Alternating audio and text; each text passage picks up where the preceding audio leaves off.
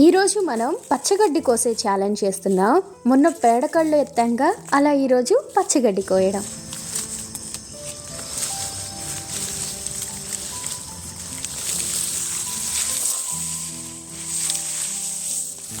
ఇక్కడ మీరు చూస్తున్నారు కదా, చాలా తక్కువగా అనిపించవచ్చు మీకైతే, కానీ ఒక్కొక్కటి కట్ చేయడం చాలా కష్టం.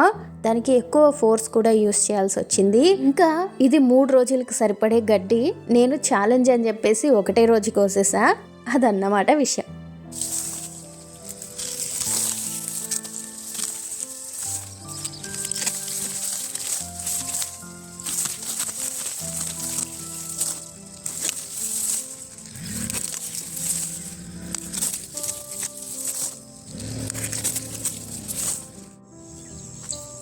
నిద్ర లేచినప్పటి నుంచి విపరీతమైన శబ్ద కాలుష్యం, వాయు కాలుష్యంతో రకరకాల దరిద్రమైన తిండి తింటూ, అంటే కలుషిత ఆహారాన్ని తింటూ అన్ని రకాలుగా కలుషితమై బ్రతికేదానికంటే ఇలా పచ్చటి పొలాల మధ్య ఎంతో కొంత కలుషితమై బ్రతకడం మంచిగా అనిపిస్తుంది. క్యాలరీస్ని అలా రన్నింగ్, వాకింగ్ లేదా క్యాలరీస్ తగ్గించడం కోసమే చేసే పనులు అలా కాకుండా ఒక పనికొచ్చే పని చేయడం కోసం క్యాలరీస్ని ఖర్చు చేస్తుంటే ఆ సంతోషం కూడా భలే ఉంటుంది. ప్రెజెంట్ నేనైతే ఆ స్టేజ్లోనే ఉన్నాను.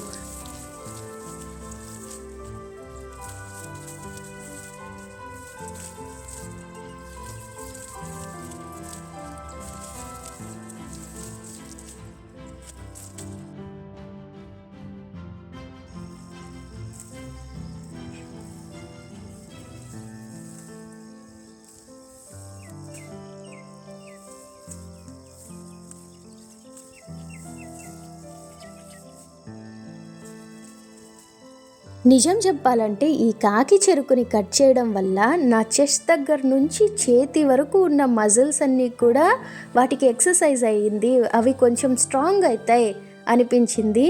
అందుకని మనం ఈ గడ్డి కోసే ఛాలెంజ్ రోజు పెట్టుకుంటే బాగుంటుంది.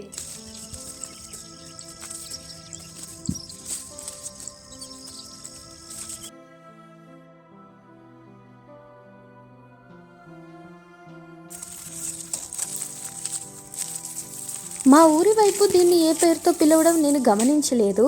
గూగుల్ చేస్తే కాకి చెరుకు అంటారని, చెరుకు లాంటిదే కానీ చెరుకు కాదని ఇలా రకరకాలుగా ఉంది.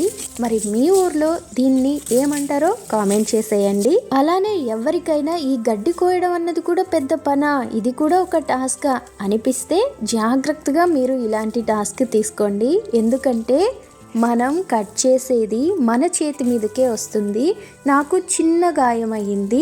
నిజం చెప్పాలంటే ఏ గాయం చేసుకోకుండా కట్ చేయడం అన్నదే మెయిన్ టాస్క్. చివరి ఆఖరికి వచ్చిన తర్వాత సంతోషంతోనో లేదా తొందరగా అయిపోతే బాగుండు అనో నేను బలంగా లాగడం, ఆ కొడవలి నా మీదకే రావడం, నా వేలుని కాస్త కట్ చేయడం జరిగింది. సో ఫైనల్గా మనమైతే మన కొడవలితో ఇంత గడ్డి కోసేసాం. పచ్చగడ్డి కోసే టాస్క్ పూర్తి చేసేసాం. మీరు కూడా ఏదైనా ఫామ్ టాస్క్ ఇస్తారా నాకు? అయితే కామెంట్ చేసేయండి. అలానే మనం ఏదైనా వర్కౌట్ చేశాక పోస్ట్ వర్కౌట్ అని చాలా తింటూ ఉంటారు కదా, అలా పాలలో ఉడకబెట్టిన సగ్గుబియ్యం తినేస్తున్నాను. మరి మీరైతే ఏం తింటారు?